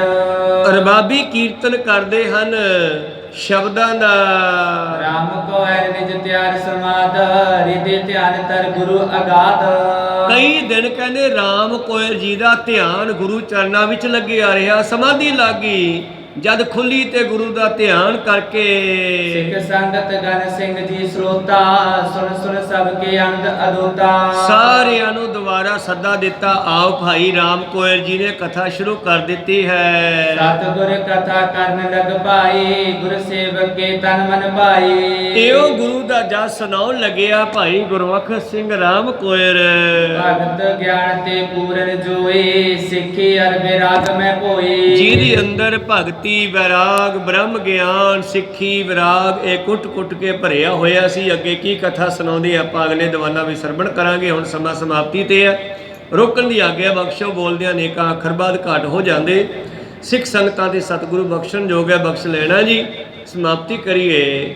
हे अच्युत हे पार ब्रह्म अविनाशी अगनास हे पूरन हे सर्व मैं पंचन गुणतास हे संगी हे निरंकार हे निर्गुण सब टेक हे गोविंद हे गुण निदान जाके सदा विवेक हे अपरंपर हर हरे हो बनहार हे संत कै सदा संग आधार हे ठाकुर हों दासरो मैं निर्गुण गुण नहीं कोए नानक दीजै नाम दान परोए आए प्रभ शरणागति कृपा नित दयाल एक अखर हर मन बसत नानक होत निहाल एक ओंकार सतगुरु प्रसाद सच होए वाहिगुरु जी की फतेह विघ्न है विनाशन सोए वाहिगुरु जी की फतेह है